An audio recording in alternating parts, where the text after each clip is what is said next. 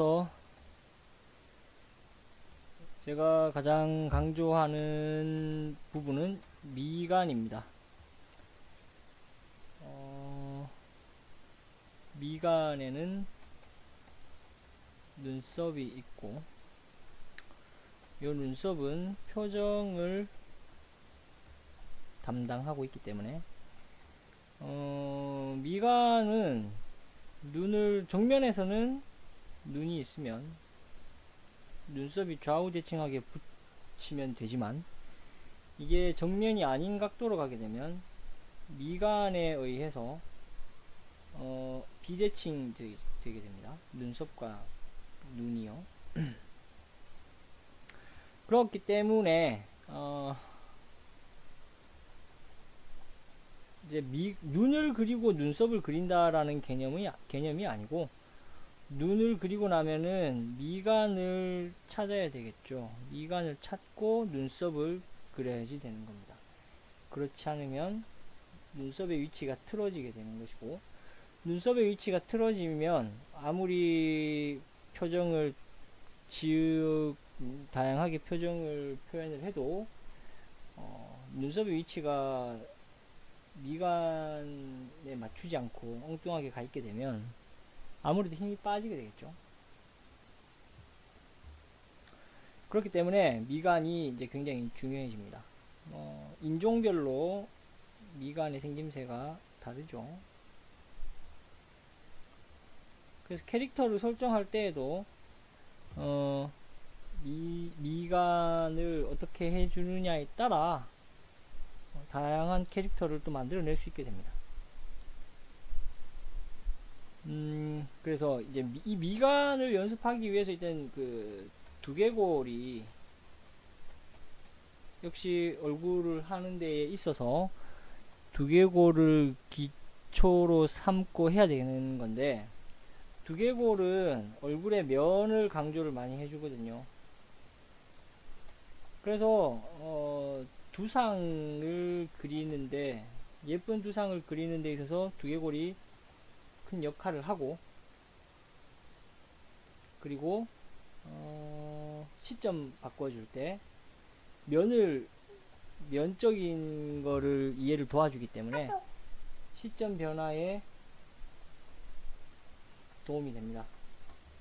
그래서 뭐 저는 두개골을 항상 어떤 보험이라고 얘기를 하는데, 두개골에 대한 이해도가 높으면 나중에 얼굴 시점을 바꾸거나 뭐 면이 있으면 얼굴 면에 대한 이해가 높으면 그거는 명암적인 부분에서도 표현이 더 좋아질 수 있다는 얘기가 되기 때문에, 뭐 채색적인 방향에 있어서도 두개골에 대한 이해는 큰 도움을 주게 되죠. 그림 작업하는 데 있어서. 그래서 두개골은 항상 제가 추천하고 연습하시는 걸. 그리고 역시 모작을 통해서 두개골을 이해하는 과정이 필요한 거죠. 뭐 여기 얼굴 면에 이제 뭐 미간도 하나의 미간 면으로 그 안에서 찾아낼 수가 있겠죠.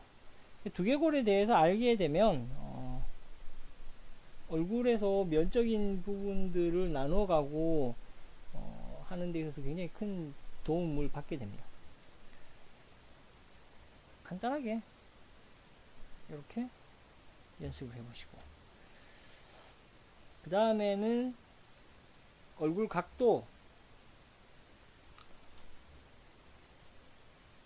각도를 바꾸는 연습인데,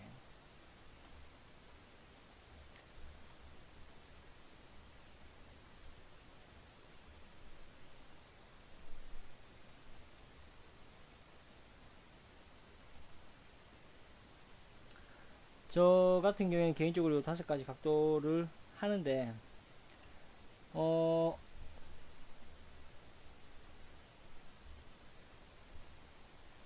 자, 이거는 정면이고요. 여기 정측면입니다. 목도 항상 같이 그려주시는 게 좋습니다. 항상 빼먹네. 여기서부터 요 두 가지는 정보 공유가 가능합니다. 얘들도 정보 공유가 가능합니다. 정보 공유가 가능하다라는 말은 완전 측면을 떠올리면서 얘를 그릴 수 있다는 얘기가 되고, 정면을 떠올리면서 얘를 그릴 수가 있다는 얘기예요.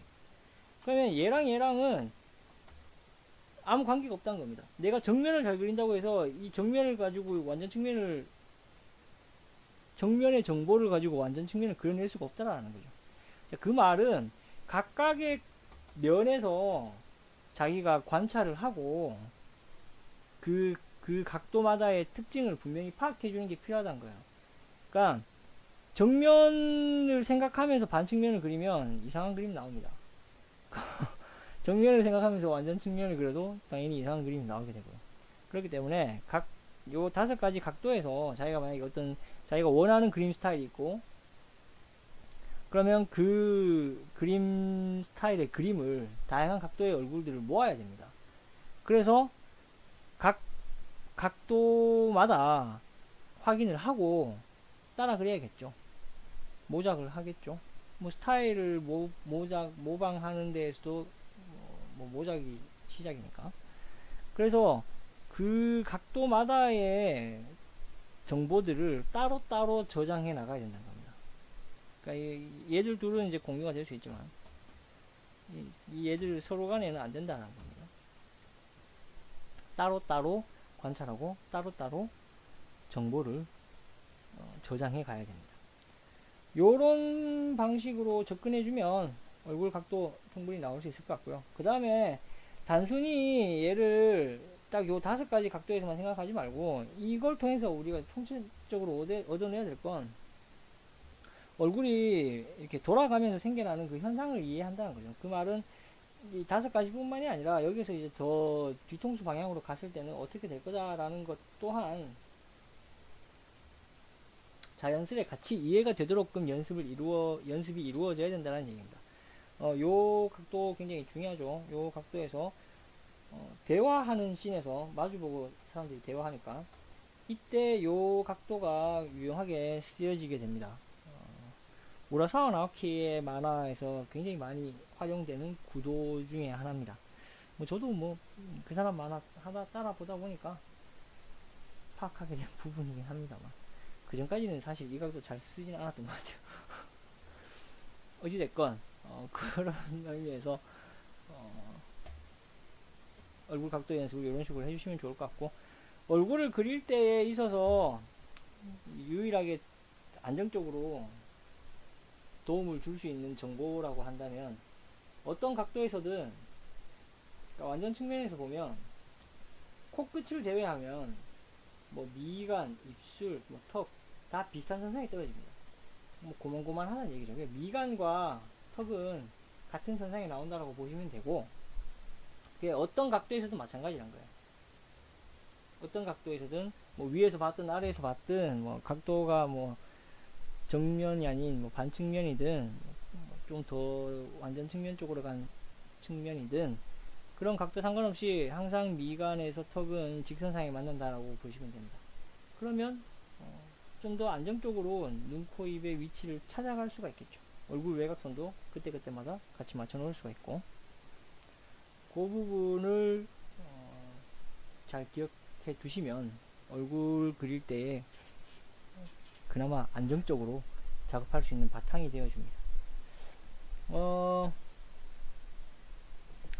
눈, 코, 입은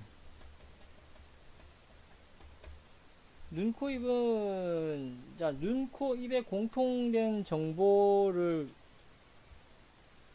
눈이든 코든 입이든 최우선으로 나와야 될 정보는 튀어나와 있다는 겁니다. 그러니까 뭐 눈이라고 했을 때 뭐 크다 작다 이런 식으로 나와서는 안 되고요. 뭐 쌍꺼풀이 있다 없다 뭐 찢어진 눈이다 뭐 이런 거는 최우선으로 나와야 될 정보는 아니고요. 그건 개별적으로 달라질 수 있는 정보고, 캐릭터마다 사람마다 뭐 연령이 바뀌든 아무리 바뀐다고 하든 모든 사람의 눈, 모든 연령대의 눈 달라질 수 없는 건 이 튀어나와 있다는 거죠. 이건 눈, 코, 입이 셋 다 동일하다는 거죠.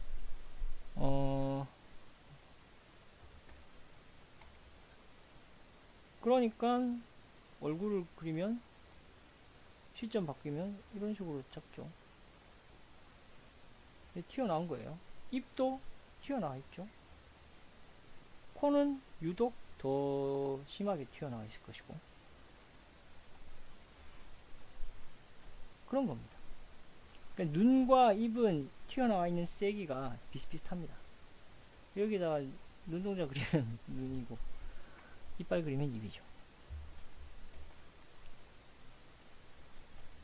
그런 얘기죠. 그 뭐 미술 그 무슨 책이라고 해야 되나? 서적에 보면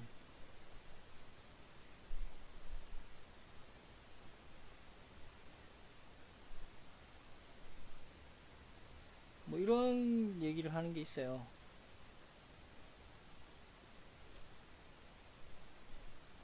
이게 안구가 튀어나와 있다는 얘기를 강조하고 있는 얘기인 거죠. 코도 마찬가지고 입도 마찬가지입니다. 이런 것들에 대한 이해가 첫 번째죠. 그래서 눈, 코, 입이 튀어나와 있고, 이게 이제 각도 변화가 되면서 형태 변화가 이루어지거든요. 눈, 코, 입이. 여기에 대한 적응을 할 필요가 있습니다. 눈, 코, 입이 튀어나와 있기 때문에 정면에서 봤을 때, 반측면에서 봤을 때, 정측면에서 봤을 때 보여지는 형태가 달라지게 됩니다. 그게 왜 달라지는가 하면 튀어나와 있기 때문에 달라지는 거니까 그 느낌을 내 그림 스타일에서도 느껴지게끔 만들어 가야 되겠죠. 여기에 대한 고민이 굉장히 중요해집니다. 결과적으로 이게 자신의 그림 스타일의 수준을 높여주는 방향이 되는 거죠. 충분히 고민해볼 가치가 있는, 그리고 연습 투자를 해볼 만한 거리가 있는 부분이라 생각됩니다. 개인적으로 굉장히 중요하게 생각하는 부분이고요. 얼굴은 그쪽 방향을 중점적으로 보시면서 연습을 하시면 될 것 같고, 뭐 더 다른 내용들이 얼마든지 더 설명이 들어가면 더 나올 수는 있겠지만, 뭐 그런 것까지 구차하게 할 건 아닌 것 같고, 그 다음에는 인체는 어떻게 딱히, 저는 인체는 그냥 쇄골만 강조합니다. 더 해부학적으로 더 복잡하게 얘기하고 싶지도 않아요. 그냥 자, 쇄골 이 팔의 움직임에 관여가 되어 있죠. 간단한 예로 이런 실수를 하지 말자 이런 건데,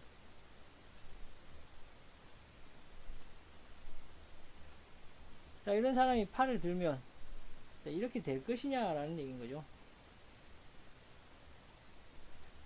이제 이게 틀렸다라는 것이고, 이게 쇄골을 이해를 하면 이렇게 되는 거죠.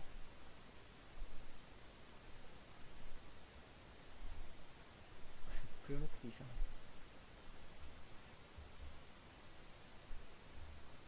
그러니까 여기 이런 말도 안 되는 관절이 새로 발생할 일이 없는 그림을 그리자, 그런 의미입니다. 그러면 이제 그게 이제 쇄골의 움직임과 관계가 되어 있기 때문에 기본적으로 쇄골이 어떻게 생겼는지부터 알아야 되고요. 그 다음에는 쇄골에 붙어 있는 다른 이제 근육들, 승모근, 삼각근, 대흉근, 이런 애들이 다 쇄골과 연결되어져서 있는, 발생하는 근육들인데, 그런 것들의 어떤 해부학적인 것들을 같이 파악해주면 그려나가기가 수월해지겠죠. 그래서 일단 쇄골은 따로 이렇게 확실히 두개골처럼 제가 확실히 강조해서 하는 부분이기 때문에 파악을 따로 분명히 해주셔야 되고, 깜빡하고 얘기 안 했는데, 인체 들어갈 때 맨 처음 해야 될 건, 그러니까 만약에 이제 인체 연습을 하신다고 하시면 정면과 측면을 가장 먼저 연습을 해야 됩니다. 정면과 측면에서 안정적인 인체 비례가 나와야 되고 정확한 인체의 굴곡이 나와줘야 됩니다. 그래서 저는 어떤 동작을 그리든 항상 그 동작을 정면에서 봤을 때와 정측면에서 봤을 때의 이미지를 떠올립니다. 그러면 그 동작을 좀 더 제가 분명히 이해하고 들어갈 수 있는 부분들이 생긴다는 거예요. 실수할 확률이 줄어든다는 겁니다. 그러니까 정면에서 봤을 때는 팔을 얼마만큼 벌렸는지를 파악할 수가 있고, 측면에서 봤을 때는 팔이 얼마나 앞뒤로 나와 있는지를 확인한다든가, 중점적으로 보는 거는 허리 척추의 움직임이죠. 측면에서 보면은 허리를 얼마만큼 숙였을지, 이런 것들에 대한 파악이 이루어질 수 있다는 거예요. 그러니까 내가 어떤 동작을 봤을 때, 저 동작을 측면에서 생각하니 허리를 얼마 정도 숙여야겠구나, 아니면 허리를 얼마만큼 뒤로 젖혀야 되는 거구나, 그런 것들을 파악할 수가 있는 각도가 측면이니까, 그러려면 기본적으로 정면과 측면에서 사람이 어떤 기본적인 형태로 있을 때 어떤 형태가 되는지를 분명히 파악할 필요가 있다는 얘기가 되는 거죠. 그 다음에 그걸 바탕으로 이제 동작이 들어갔을 때, 쇄골 같은 경우는 팔의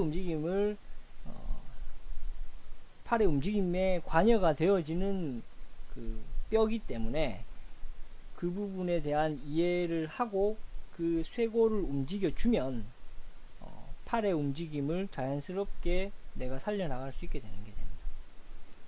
그래서 그림 그릴 때 항상 쇄골을 그려야 되죠. 쇄골을 그려야죠. 쇄골을 안 그리고 그냥 그림이 진행되고 있다, 그러면 그렇죠. 좀 어렵죠. 그 팔 움직임이나 이런 것들을 파악하기가. 쇄골에 다 있어요. 목도 여기 흉쇄유절근도 쇄골에 다 붙고, 목이라는 개념도 막무가내로 이 목선 이렇게 보면 안 되고요. 목이라는 길이는 귀 끝에서 시작해서 쇄골 중앙이 목의 길이죠. 앞에서 봤을 때. 뒤에서 봤을 때는 귀 끝에서 경추 7번 뼈 부질부질한데, 경추 7번 뼈가 뒤에서 봤을 때의 목 길이가 되는 거죠. 그 말은, 그러니까 이 라인이라는 거는, 라인으로 의식하는 목 길이는 시점이 바뀌어버리면 얼굴 두께에 가려서 안 보여져 버려요. 그러면 거기에서 어떻게 목 길이에 대한 판단을 우리가 할 수 있겠습니까? 목이 단순히 길이뿐만이 아니라 목에도 목을 앞으로 빼는지 뒤로 가는지, 여기에 따라 목의 움직임도 달라지는데, 왜냐면 척추의 움직임의 그 첫 번째 마디니까요. 그런 어떤 그 목의 움직임과 관련해서도 변수가 많이 생겨날 수가 있는데, 그런 거에 적절하게 대응하려면 목 길이 자체를 선적으로 해석하면 안 되고, 항상 마디로 봐서 귀끝과 쇄골 중앙, 귀끝이라고 하는 거는 유양돌기 때문입니다. 두개골에 귀구멍 있는 뒤에 여기 단단한 뼈가 있어요. 이 뼈에서 흉쇄유절근이 붙어요. 이 흉쇄유절근이 끝 지점이 쇄골 가운데죠. 그렇기 때문에 여기서부터 여기까지가 목 길이가 되는 것이고요. 척추가 이렇게 내려오면 척추 7번 뼈, 좀 이렇게 붉어져 나온 뼈가 있어요. 여기까지가 실질적인 목 길이가 되는 거예요. 승모근은 요거보다 조금 위에 있고요.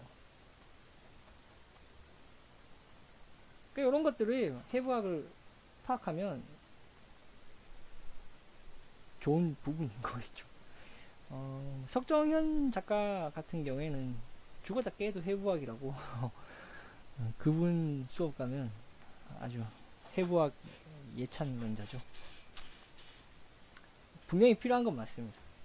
하지만 절대 그분이 그 해부학을 기초적인 부분에서 강조하는 것이지, 사실적인 그림을 그리기 위해서 그걸 그려야 된다, 해야 된다 라는 의미는 아마 절대 아닐 거라고 저는 생각을 합니다.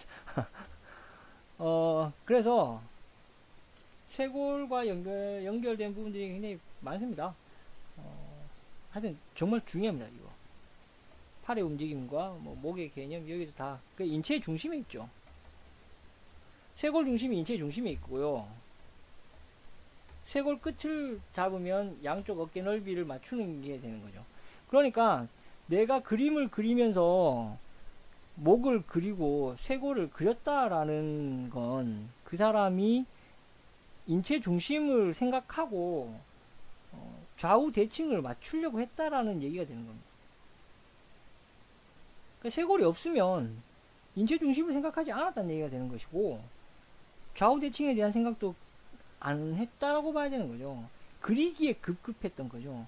동작을 따라가기에 급한 것이고, 그러니까 지금 팔을 어떻게 그려야 될까, 이거에 대한 고민이 있는 거지, 인체는 뭐 몸통 그릴 때 생각하면 된다 이런 식으로 접근을 한 거라는 거죠. 제가 그려왔던 과정을 돌이켜 보면 그랬습니다. 그러니까 접근 방식이 달라진다는 거죠. 그리고 엄밀히 따지면 또 이런 경우가 아쉬운 경우예요. 팔의 동작이 만약에 다르다, 한쪽 팔을 들었다, 그러면 이미 어깨선 자체가 달라져야 돼요. 팔을 들면 삼각근이 올라갑니다. 그러니까 어깨선 자체가 달라지고 어깨선이 나아가는 그 방향 자체도, 굴곡 자체도 달라진다는 거예요. 그러면 그 말은 뭐냐면, 이미 요까지만 딱 잘라 봤을 때, 이까지만 딱 잘라 봤을 때 요것만 봐도 팔이 움직였구나라는 걸 알 수 있는 그림이냐, 아니면 그냥 항상 일관되게 어깨 그리고 목 그리고 어깨 그렸는데 팔은 여기는 막 들고 있고 이쪽은 이렇게 있고, 이거는 말이 안 된다는 거죠. 그러니까 요렇게만 놓고 보면 이건 그냥 가만히 서 있는 동작을 상상하게끔 했는데, 알고 봤더니 팔이 위로 올라가고 있네, 이럴 수는 없다라는 겁니다. 팔이 올라가면 쇄골이 따라 움직이게 되고, 그로 인한 어깨 라인에 변화가 생긴다라는 거예요. 실제 팔을 이렇게 들어 올리면 귀랑 우리 여기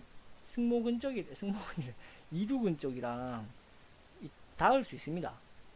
물론 뭐 목을 약간 돌리든 어찌됐건 이 귀랑 얘랑 팔이랑 붙을 수 있다는 얘기죠. 그 말은 이 라인이 목에서부터 어깨까지의 이 라인이, 우리가 알고 있던 이 형태의 라인이 완전 다 뭉개지고 전혀 사람의 어깨 라인이라고 볼 수 없는 어떤 라인이 나와버린다는 얘기가 되는 거죠. 쇄골이 움직이니까.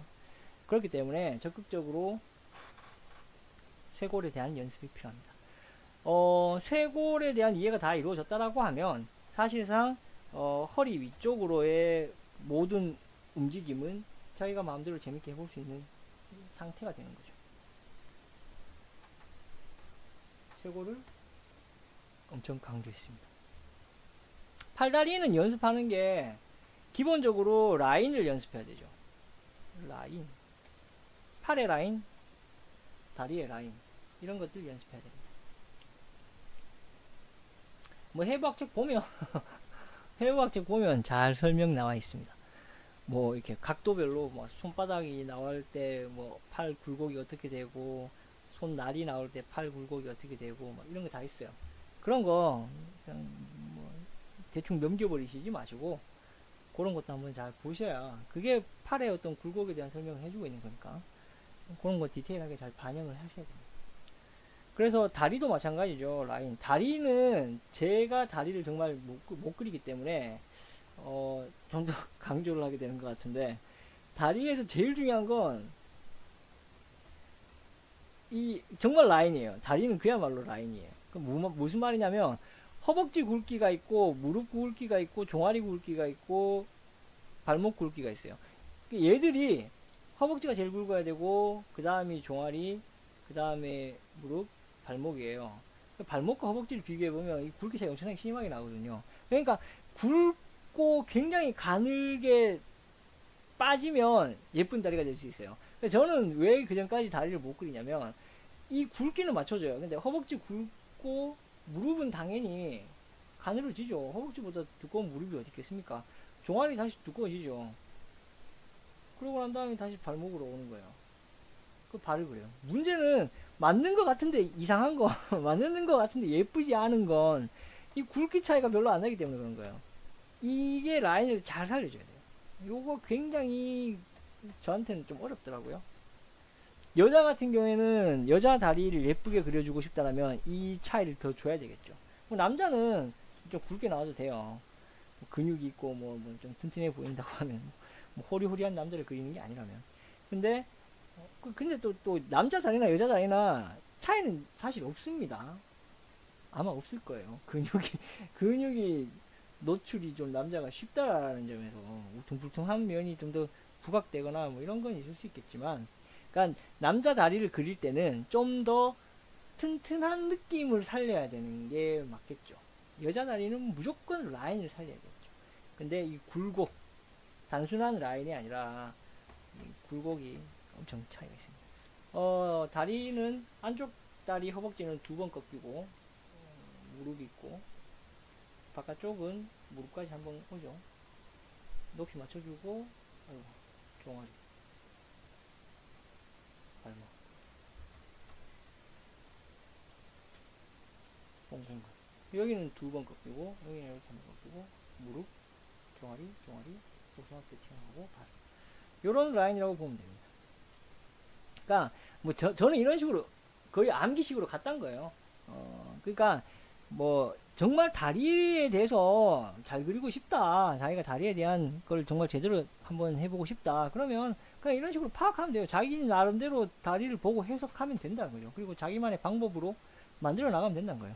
일주일 동안 다리 그리면 못 그릴 수가 없어요. 계속 그것만 그리면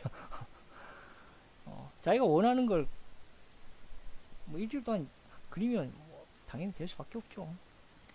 그래서 한번 날 잡아서 한번 하시면 될 것 같아요.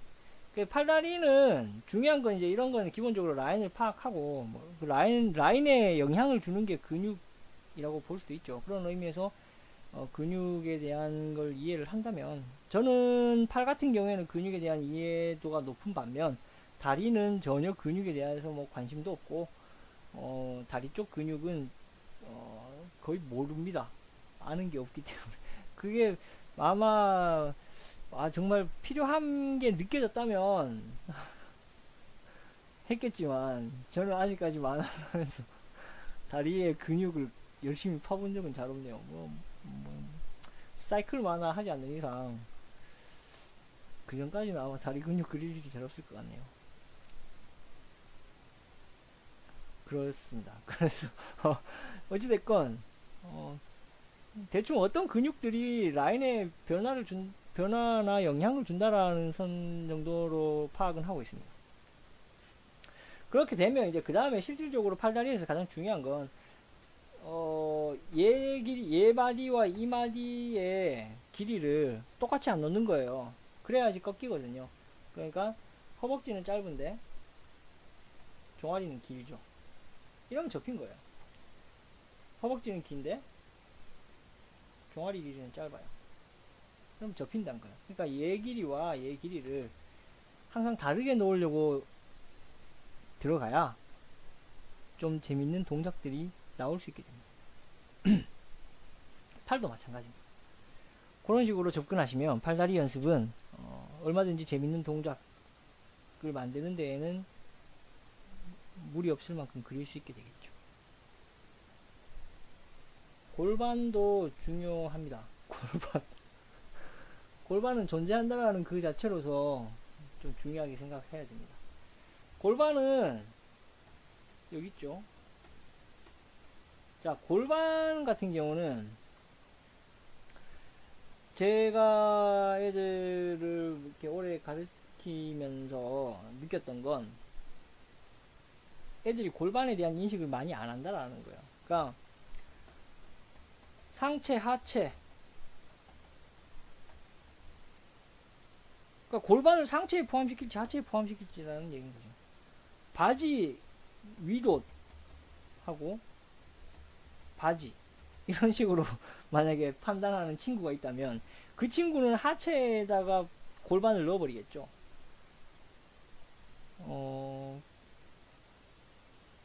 그 다음에 몸통 다리 이런 식으로 가버리면 골반은 다리 쪽으로 가버리죠. 그러니까 이럴 때마다 얘는 골반은 그냥 동네 북인 거예요. 일로 갔다 절로 갔다 일로 갔다 절로 갔다. 근데 일로 갔다 절로 갔다 어디라도 가면 상관이 없는데 문제는 그렇게 인식을 하고 있으면서 결국 그릴 때는 없어요. 골반이 없어요. 그냥 어디 가 있겠지라고 생각하는 것 같은데, 그렇다 보니 다리를 그리는 데 있어서 역동적인 다리를, 그러니까 다리를 많이 벌린다거나 많이 허리를 숙인다거나 이럴 때는 무조건 골반이 완충 역할을 해줘야 되거든요. 그러니까 몸통에서 다리가 이렇게 되지 않는다는 거예요. 그러니까 몸통이 옆에서 봤을 때 쭈그리고 앉아 있으면 몸통이 이렇게 나오다가 다리가 바로 올라갈 수가 없다는 얘기예요. 몸통이 나오고 골반이 한번 이렇게 완충해주고 그 다음에 이렇게 된다는 얘기거든요. 그러면 여기에 이제 옷주름도 생길 수 있고 뭐 이렇게 살이 밀리거나 이런 현상들이 생기는데 여기에 대한 게 애매해지는 거죠. 그러니까 쉽게 얘기해서 골반이 이렇게 있으면 다리가 있습니다. 그럼 허벅지를 들어 올리면 골반 길이 짧아져요. 이런 거죠. 그러니까 골반이라는 거는 뼈에서 확실히 뼈에서 이 뭐 골반 끝나기 전까지 이 길이를 확실하게 파악해 줘야 돼요. 그러니까 이런 식으로 보면 안 돼요. 이런 식으로 골반 길이를 파악하면 안 돼요. 그렇게 되면 허벅지 들어 올렸을 때 완전 왔다 갔다 합니다. 그런 문제가 발생하기 때문에 골반 뼈의 개념으로, 마디 개념으로 확실히 파악해 줄 필요가 있다는 거죠. 항상 다리 그리기 전에 골반 거쳐가면서 다리를 그려줘야 됩니다. 그런 의미에서 골반이 중요하다 이 얘기겠습니다. 시점 바꿀 때, 인체를 시점 바꿀 때는 딴 거 없죠. 뭐 얼굴도 마찬가지지만 위에서 보거나 아래에서 보거나 이랬을 때의 이미지가 필요합니다. 단순히 정면과 완전 측면 두 개의 이미지로만 가지고 그림을 소화할 수 있는 건 평시점이에요. 평시점. 평시점에서 각도 돌아가는 것들은 그 두 가지 각도만 파악하고 있어도 어느 정도 할 수가 있어요. 문제는 위로 가거나 아래에서 봤을 때 어떻게 시점 변화가 이루어졌을 때 어떻게 적응할지는 단순히 그 두 가지만의 정보 가지고는 부족하다는 거죠. 그래서 위에서 봤을 때, 아래에서 봤을 때 몸통이 어떻게 생겼는지. 그러려면 기본적으로 뼈가 통을 이루니까 갈비뼈 위에서 보면 척추역 있고 갈비뼈 이렇게 되고 뒤에 견갑골 붙고 쇄골 해서 이렇게 간다. 그러면 여기 삼각근 붙고 대흉근 등. 자, 이런 식으로 나와줘야만이 알 수가 있는 거죠. 단순히 그러니까 이해를 바탕으로 한 이미지가 필요한 거죠. 단순히 그냥 위에서 받는 그 사진 하나만 가지고 따라갈 수는 없죠. 그러기엔 너무 어렵죠. 그래서 해부학이라는 게 관건이 될 수밖에 없는 겁니다. 두개골도 위에서 봤을 때 어떻게 생겼는지 두개골을 하면서 확실히 다 파악해야 되겠죠.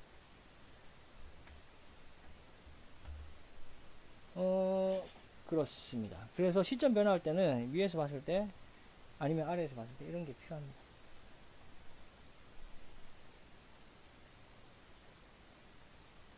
여기까지 해서 인체 파트로 보면 되겠죠. 시점은 이거 내가 어떻게 아직까지 그쪽까지 설명을 못하겠어요 말로. 시점 변화 한 가지 중요한 것만 언급할 건 언급하고 정리를 해야 되니까. 시점 변화 연습 줄 때 항상 이 직육면체부터 기본적으로 그려야 됩니다. 이거 안 나오면 사실 어렵죠. 그 기울기가 발생한다는 걸 알아야 됩니다. 이쪽에서 보면 이렇게 되고 저쪽에서 보면 이렇게 되고 아래에서 봐도 달라지죠.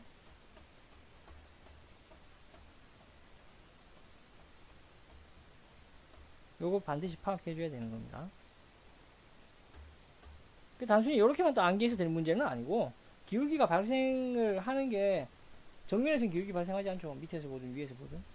그러니까 돌아가면서 이게 기울기가 발생하게 되는구나 이런 거라는 거를 파악해야 되는 거죠. 그 다음에 더 위에서 보거나 더 아래에서 봤을 때 기울기가 더 심해진다라는 걸 또 알 수 있게 되겠죠. 그러니까 이런 것들에 대한 이해가 근본적으로 필요합니다.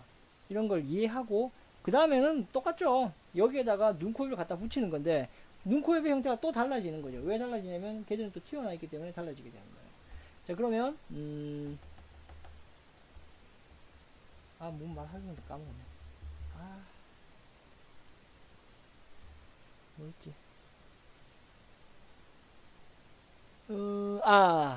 절대 절대 이 가로축과 세로축이 직각으로 만나면 안 됩니다. 가로축과 세로축이 직각으로 만나버리면 이렇게 되면 절대 이거 시점 변화 안 됩니다. 정면에선 가능하지만 정면 외에는 불가능합니다. 그렇기 때문에 항상 뭐 얘를 수직이라고 하면 가로축은 살짝 틀어줘야 됩니다. 여기에서 미간 설정하면서 잡아 들어가야겠죠. 눈 튀어나와 있는 거 반영하면서 또 그래야 되겠죠. 이런 거죠. 그래서 기본적으로 면이 꺾이는 각도가 틀어지는 과정들을 먼저 이해하고 직육면체로 그 다음에 눈, 코, 입이 튀어나와 있는 그 과정, 눈, 코, 입이 튀어나와 있는 그 형태를 이 안에다가 이제 넣어주는 형식인 거죠.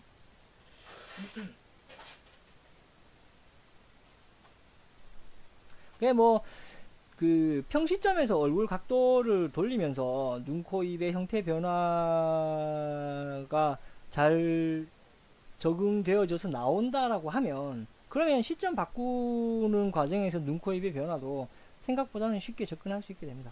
그러니까, 모르고 덤벼들면 분명히 힘든 거지만, 알고 나면 조금씩 쉬워지게 되는 부분이 분명히 생깁니다. 그렇기 때문에, 제가 시점에 대해서 언급을 잘 못 드리는 건,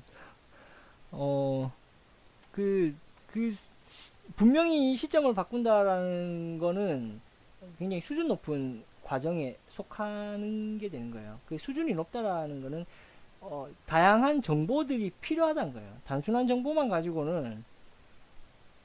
얼굴의 정보만 가지고는 그려낼 수 있는 상황이 아닌 거예요. 그렇기 때문에 기본적으로 어떤 각각 사람들의 그림을 보고 이 사람은 얼굴에 대한 정보가 높구나 낮구나 이런 걸 판단하고 나서 거기에 맞게 적용을 할 수가 있는 부분인 거죠. 그러니까 그렇기 때문에 단순히 설명을 이렇게 드릴 수 있을 뿐이지 필요한 것은 얼굴에 대한 망라한 정보들 많으면 많을수록 좋겠죠.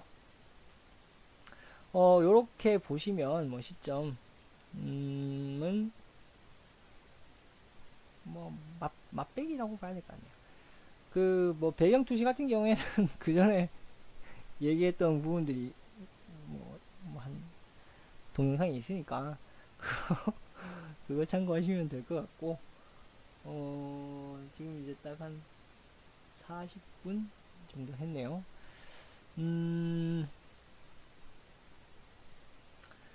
그래서 아마 그냥 가장 기본기적인 방향에서는 제가 언급드린 부분이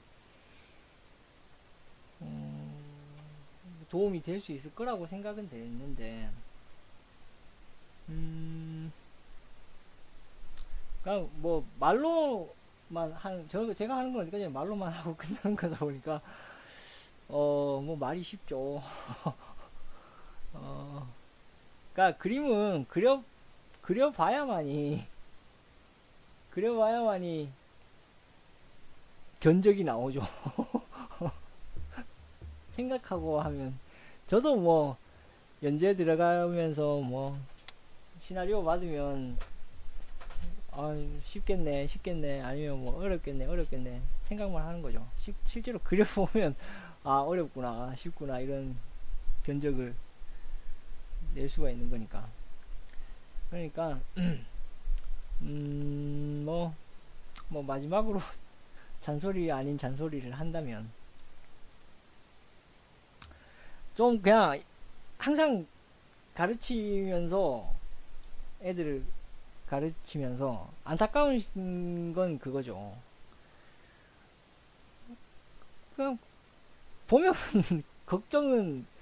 세상 걱정은 다 하고 있는 것 같은데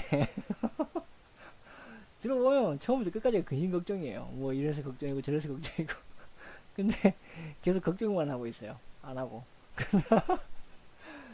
그래서 그런 경우를 보고 있으면 안타깝죠. 그러니까 안 그리고 있을 때가 제일 안타까워요. 보고 있을 때.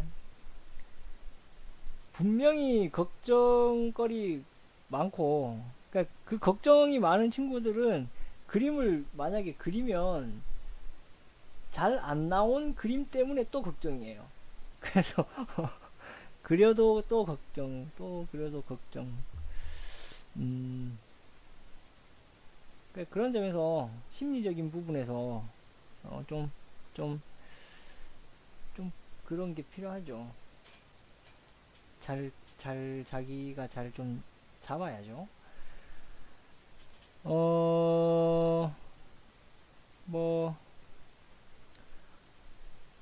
예전에는 나이가 젊을 적엔, 20대일 땐 애들 가르치면서 굉장히 열정적인 혈기가 있으니까, 어떻게든 끌어당기고, 뭐, 끌어당기든 밀어서든 그림을 올리려고 하는 그런 게 있었는데, 나이를 먹으면 그냥, 그냥 이제 앞에 낚시를 하는 거죠. 물어라, 물어라, 물어라.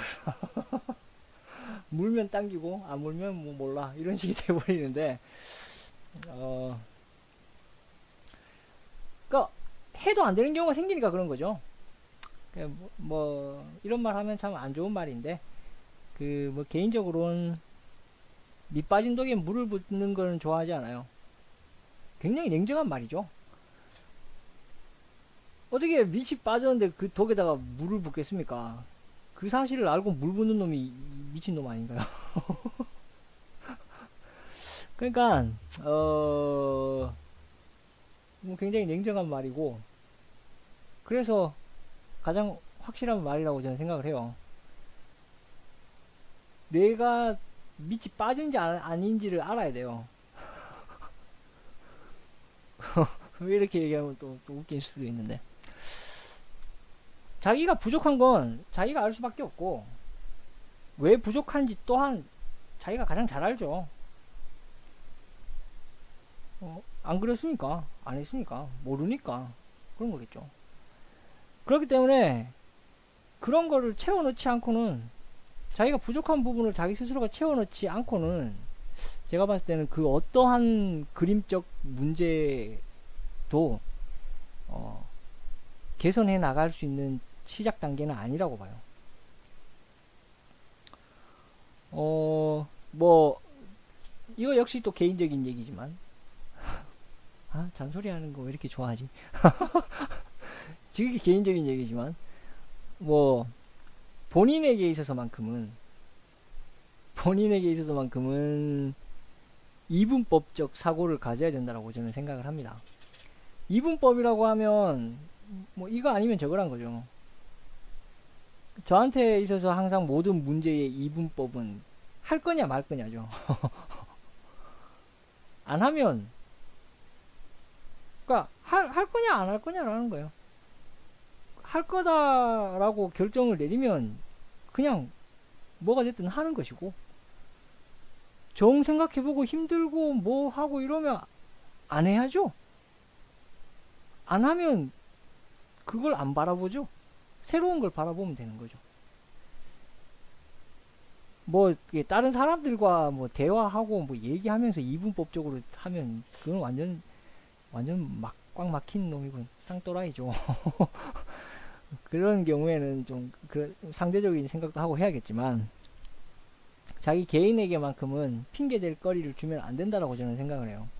정말 자기가 잘 하고 싶다라면, 발전하고 싶다라면, 약간 흐리멍텅하게 접근하면 그만큼 흐리멍텅해질 수밖에 없어요.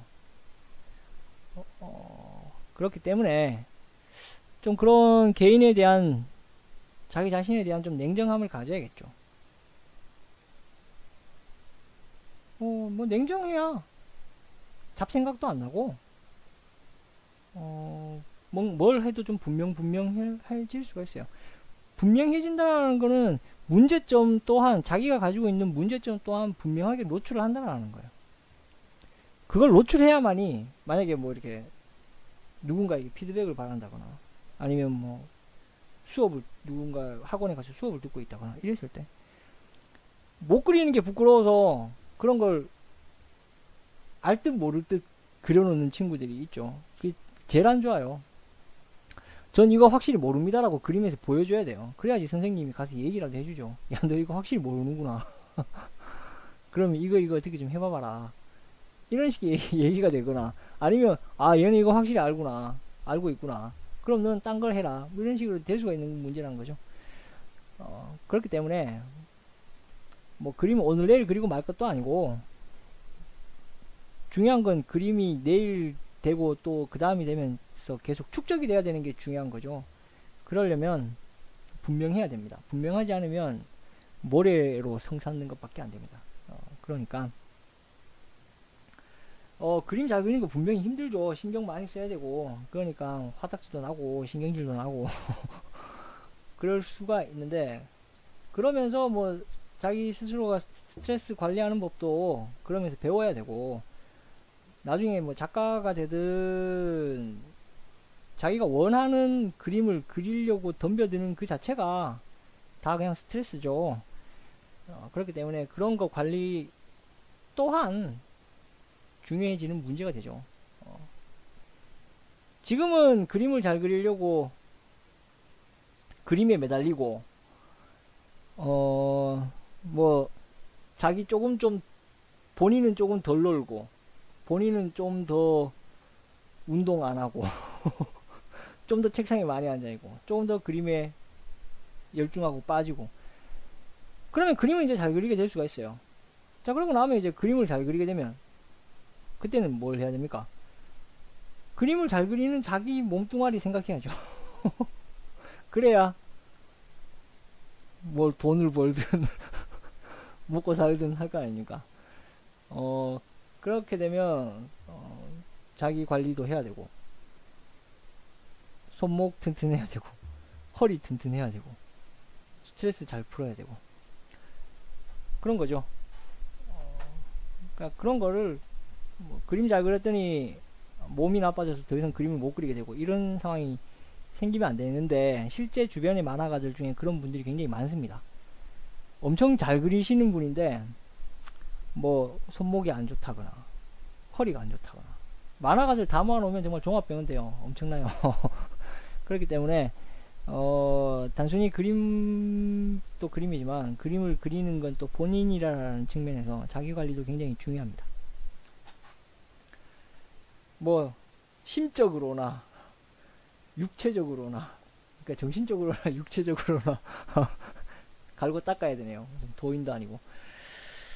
그러면 일단 스터디, 지금까지 진행했던 스터디는 오늘 이런 식으로 정리하는 걸로 끝을 내고, 하반기에 제가 만화 쪽으로 좀 더 치중한 스터디를 할 계획이 있는데, 거기에서 필요한 방향에서는 영상으로 남길 생각이니까, 그런 것들을 뭐 지금까지 했던 얘기를 또 하는 것밖에 안 될 수도 있어요. 계속 참고로 보시면 좋을 것 같고, 뭐 이렇게 저렇게 생활하면서 그림을 그리면 그만큼 그림이 빨리빨리 늘기도 힘들고, 자기가 원하는 것을 다 했다라고 스스로 만족하기가 힘들죠. 뭐 어찌됐건 어떤 때건 자기가 그래도 정말 다시 한 번이라도 뭐 그림을 정말 다시 잘 그리고 싶다 이런 생각이 든다면, 그때는 영상을 참고하시면 좀 더 쉽게 조금이라도 도움이 되지 않을까 하는 생각이 있습니다. 그렇게 활용을 하시면 될 것 같습니다. 그러면 이 정도 하고, 그 다음 하반기가 되면 뭐 기회가 되면 또 얘기할 수 있겠죠. 그러면 여기까지 할게요. 단소리였습니다.